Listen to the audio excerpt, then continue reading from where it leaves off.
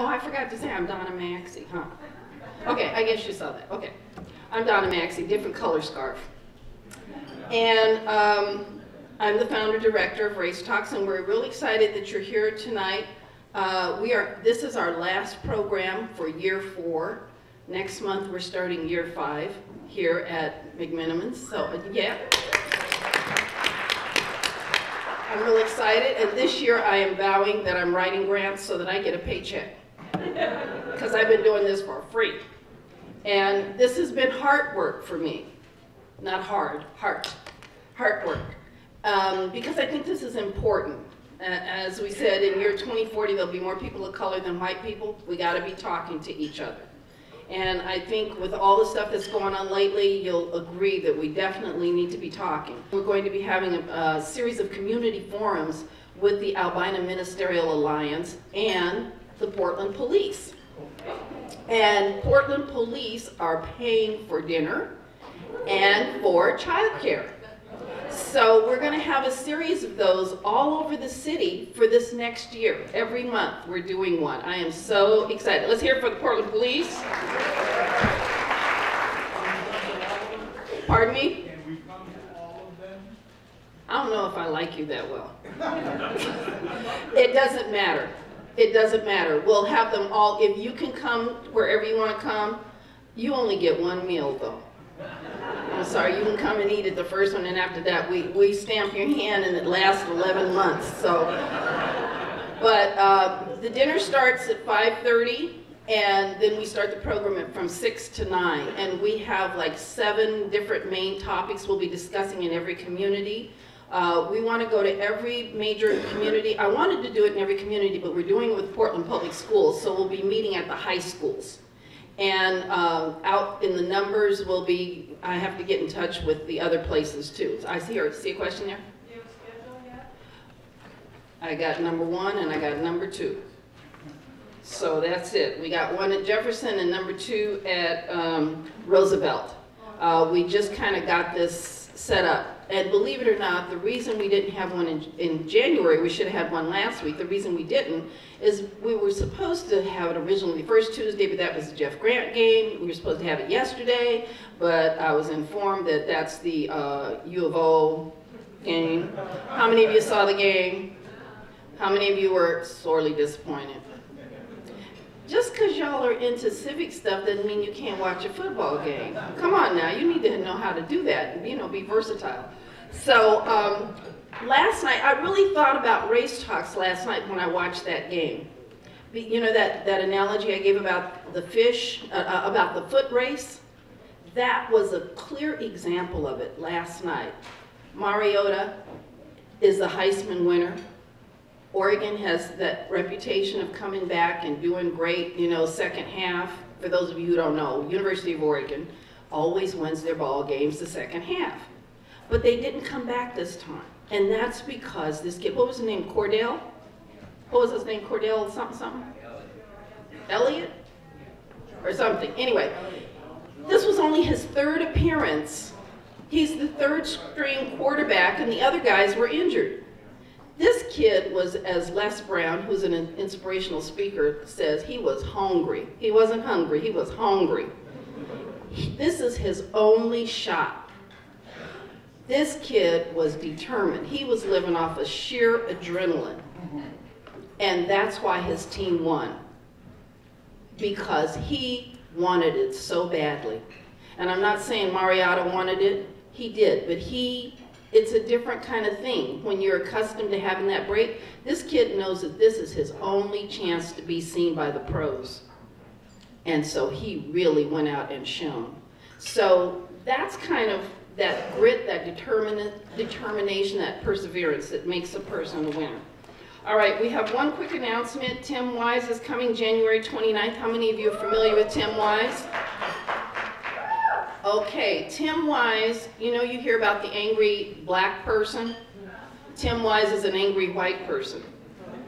And I'm telling you, he is intense. You can just see smoke coming off of him. The topic is Ferguson and Beyond, Racism, White Denial, and Criminal Justice. So he is very intense. He has wonderful things. And he is a serious white ally to the cause, and a very necessary voice. He can say things and make you understand that I cannot. And so people like him we need. So right now, before we get started, we are doing a special event. This is the kickoff for the Oregon Black Pioneers Museum. And this talk has to do with their exhibition that's going to be at the Oregon Historical Society. And I'm looking for Willie Richardson, and I don't see you. Oh, there you are. Okay, so this is Miss Willie Wood Richardson, who is the chair of the board, I believe? President of the board.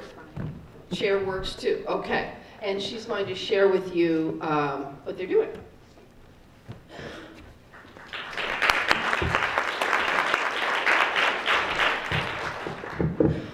First, good evening.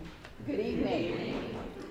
Well, I'm not a third grade teacher, but I am a gal out of the South, and I am used to having responses, so I'm going to say this one more time.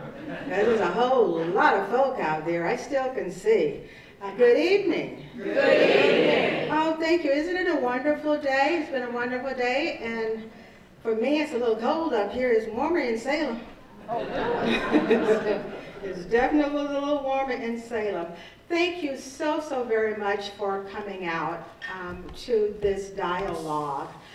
First in a series of several that we're going to be having in connection with the exhibit that will open February 1 at the Oregon Historical Society called A Community on the Move. And we hope that you will take the time in the next few months to check out the exhibit.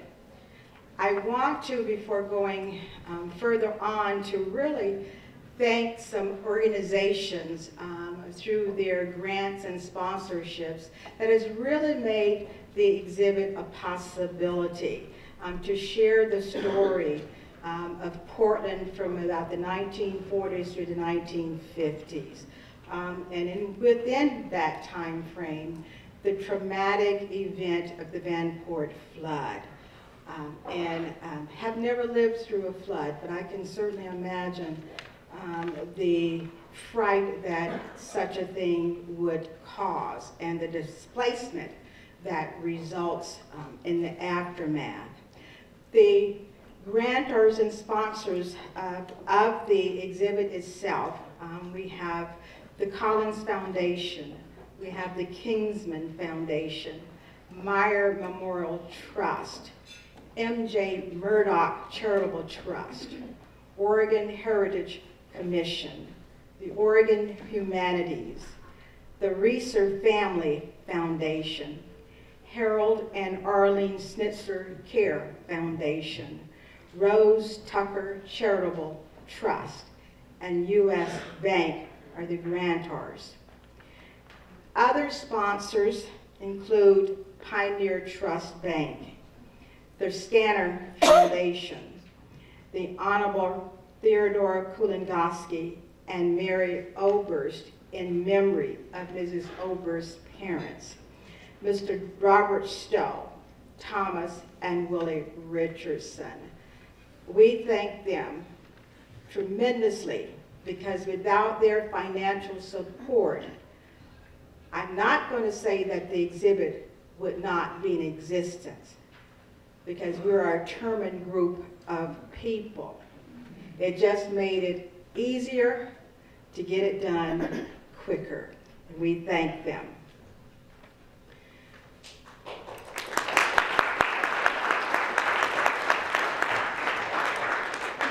As I mentioned earlier, we are kicking off the very first in the dialogue sessions that we will be having around the community about this time period. And I want to thank Donna for her expertise in lending all of her support and expertise to helping us develop this portion of what we're offering to the community. and finding all of the participants, panelists, to help share their family stories regarding that time. The next community forum is at the June Key Delta Community Center, Sunday, February 22nd, and it will be centering around families, churches, and the social clubs. On Monday, March 30th, we will be back here at McMenamins with the nightlife, which will center around clubs, restaurants, and the music. Academics have its place in the story. We will be at Portland State University on April 22nd at the Native American Center. The time frames vary, so I'm going to go back a little bit here. February 22nd, it is 3 to 6 p.m. March 30th, 7 to 9 p.m. And April 22nd, 5:30 to 7:30. And if you're interested, we do have the exhibit brochures that are outside on our table that has all of this information in it. Please feel free to pick up one of those and have it. It's handy. On behalf of the Oregon Black Pioneers, I want to thank you very, very much for coming.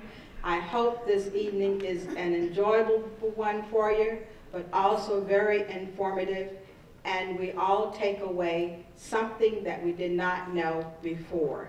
Thank you.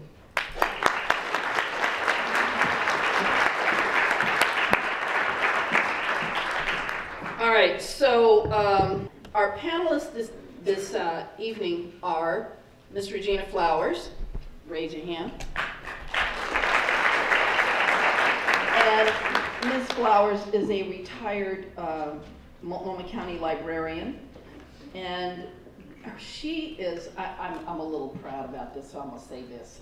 I was part of this thing where for the Scanner Foundation. Laura, where are you? Yep. Stand up. So Laura and Naomi? Yep. Where is she?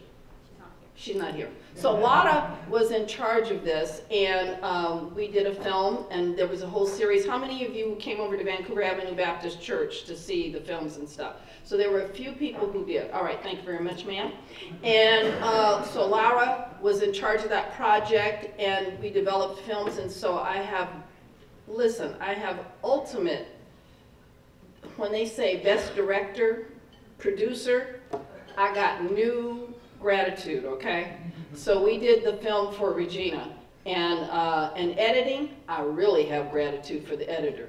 So I got a little taste of what that's all about. So we did a film for Regina. We have 2 films, and her film's going to show first.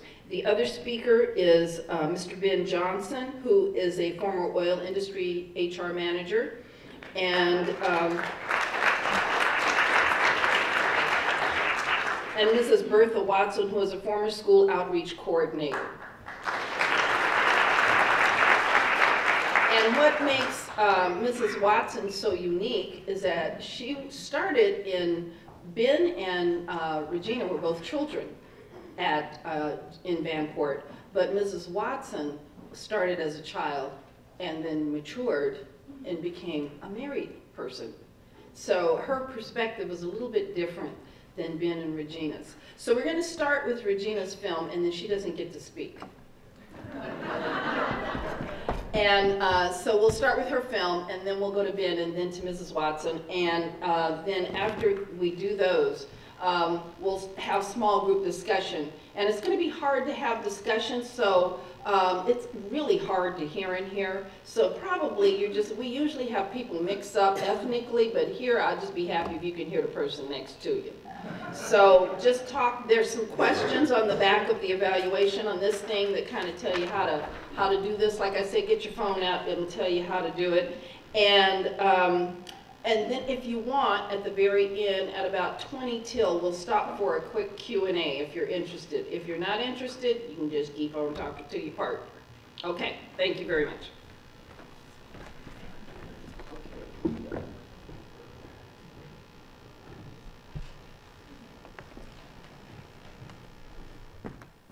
My name is Regina Sue Johnson Flowers.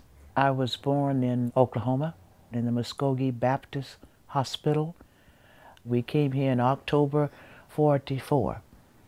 Well, Dad was too young for World War I, too old for World War II. Daddy was not making the money that, to support a family. We had to go to school, but he heard about this and he said, let's go. So they made a conscious decision to travel, to come to Oregon. But it was a situation where Dad says, well, I will come first and then search out the layout. Would it be economically feasible? Everybody in my hometown, it was quite a few of us that was coming into Oregon. So I think they prepared us. I know in my 5th grade, my teacher, they got the map out and showed us where we were leaving Oklahoma.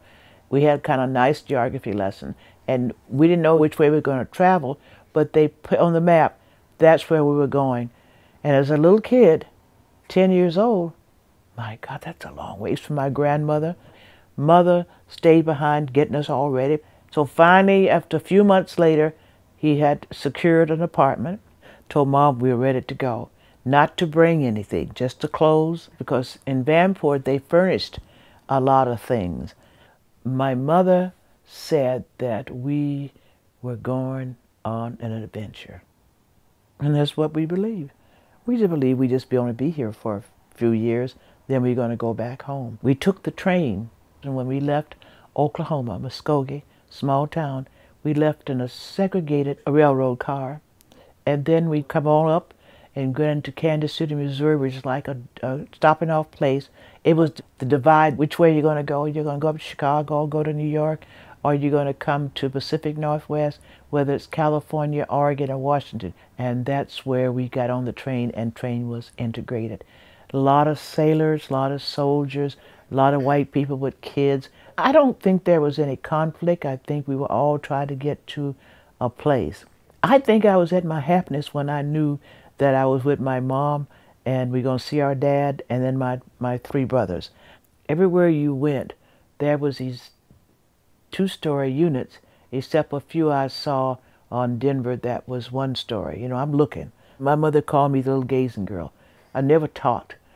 I always liked to look. I'm looking all the time, up observing.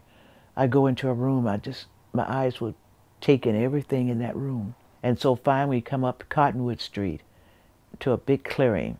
We got into the parking lot and Dad took us over to the apartment.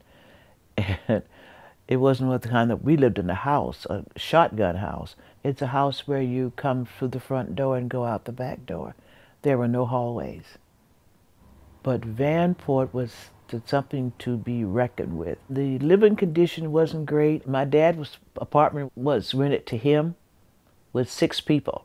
Can you imagine 6 of us living in a 1-bedroom apartment? We walked in the front door. It was very compact. You had an eating table, a couple of chairs.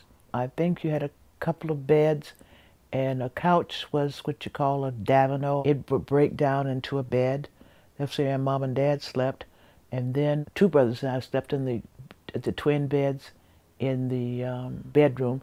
My little brother was so little, we had a deep closet.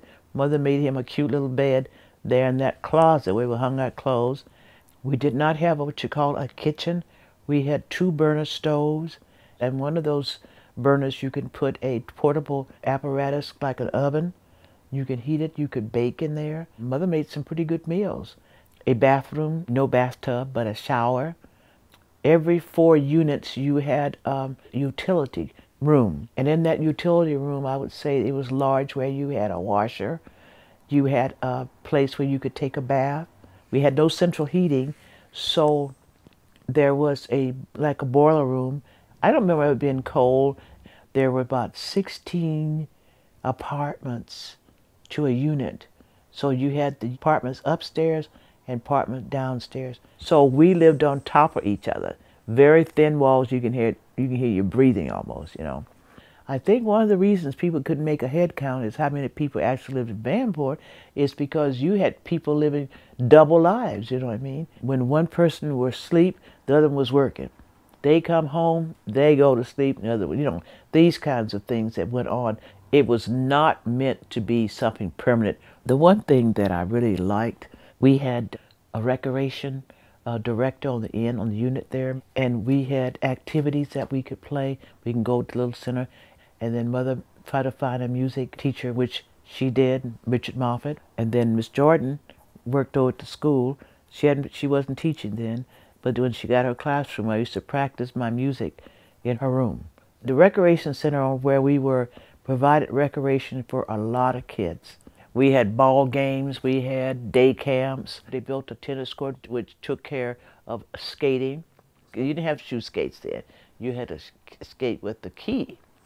You put your clamp onto your soles, and that's what you would have the music piped into the recreation center.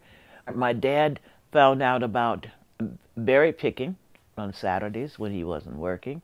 We were always at a point where we didn't go very far from home. They try to provide something within the area. In summertime, if it was hot, Mrs. Varner and Mr. Gary would put a great big tarp on the unit, and we would have movies. We did not have any racial strife among the students. We had racial strife among the adults, but we went to school with both Negro. At that time, we colored and Negro and white kids, and we didn't have any racial strife. We got along very well. They tried their best to keep most of us busy because parents were war workers, and they had to make sure that their children were safe, that they had food to eat, they had a place to sleep that was clean.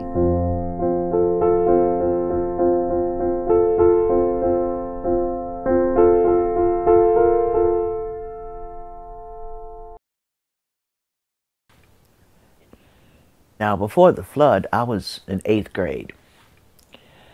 I was excited because I was going to have my hair down. War was over.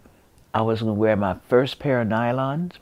I didn't recall in school that we talked about the runoff, but being 13 years old, we were so interested in graduating because we were so excited. But we did see the difference in the water coming up. I know we walked over on Cottonwood and you could see the water, the one going toward Kenton, had begun to come up, and you got to understand Vanport was lowland, swamp, fill-ins. It wasn't meant to be a permanent thing because it was built on a very limited foundation. Wasn't meant to hold back water. The players in that whole thing was engineers. They knew the danger. Now don't forget, we're talking about sloughs. We're not talking about the river. We're talking about sloughs. We had those sloughs that ran through our community. Most of our life in Vanport, we had to cross a slough. There were bridges. From what I gather, we supposed to received a warning. It took me almost 40 years to find anybody that had a copy of that letter. I finally knew of existence, but I didn't get my hands on it until about 2 years ago. I have not talked to a black family that got a copy of that. And Mom, to the day she died, she did not say she didn't see it. And that was supposed to be handed out to every person in Vanport. The water came from the mountains at an early thaw, and then it filtered into the Columbia River, the Willamette River, and then, of course, it's going to hit us because we right off the Willamette River. That dike wasn't that strong. All it was, just enough for water. It comes up from 3 Mile Lake, and it comes across the road, and it goes right down into the sloughs. That was it. Right through that little contributory, and it overtook the sloughs, and the sloughs couldn't hold back. And that's when it happened. At 2 o'clock in the afternoon, I think we were going up the hill to look at the water, and then we came back home because I think we were going to have dinner. Around about 3:30, 4 o'clock, a guy named Alfred Alexander came running from the show because the dike had broken where the theater was. We had at least 40 about 45 minutes for that water to really get through, fill up the sloughs. Then you flow over and you got to the units. My brother Horace ran to the house. He said, "Mama, the dike is broken." Then we heard the sirens. Mother says, "Let's get out of here." My dad was in Oklahoma. His mother was dying, and she wanted to see her 3 living children. Mother says, "You go. Anything happens here, we can take care of it." Everybody was accounted for except my brother Fred. He and Raleigh, Washington were Eagle Scouts, and they were up at Jansen Beach filling sandbags. Left everything right there. The Sunday dinner was almost ready. Upstairs unit, there was Mrs. Gooseberry. Miss Gooseberry had a bunch of kids. And Mom said, "Miss Gooseberry, you got to get out of here. This flood is coming." He said, Miss Johnson, we're going to ride it out." He said, "Miss Gooseberry, you better get out. It's gonna overtake." So Miss Gooseberry, from what I gather, she did get her kids out. Yes, she did. She didn't lose any.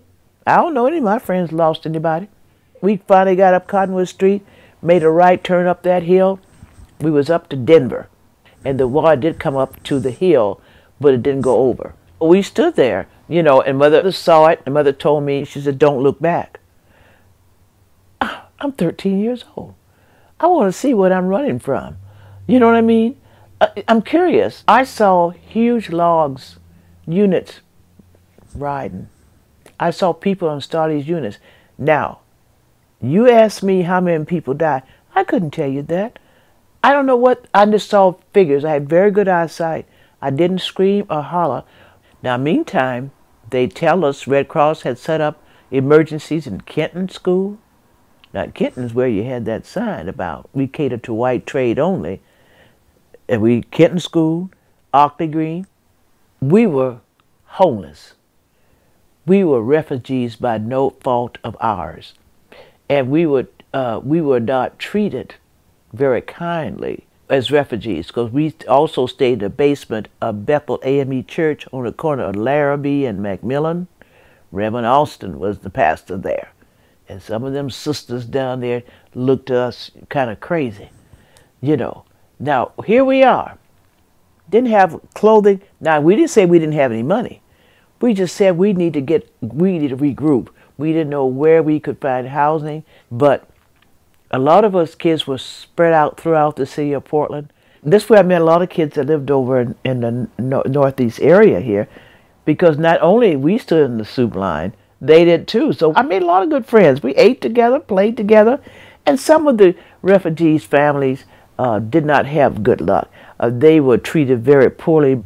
And it looked like to me the media took pictures of the most saddest people, and everybody says to me that they had heard that Vanport was an all-Negro town. I said, now you look at most of these pictures that is taken in Vanport. Now how many people of color did you really see? Did you really see in those pictures getting people out, making the lines of arms and things to get people out of the water? How many Negro families or people did you see? You didn't. The city council was made up of older gentlemen that was not too crazy about the idea of the Negro families coming to Portland, because where are you going to put them all? Not only Negro families, poor whites or just white people in general. They had a housing crisis here in the city with the flux of workers, because when Kaiser called for war workers, he didn't say what color. He just said, come, we need you. To this very good day, the city of Portland owes those families, Negro families particularly, an apology. Because the good Lord kept us afloat, kept us in right mind, that it didn't come at night. I would not be talking to you today if that blood had come in dusk dark.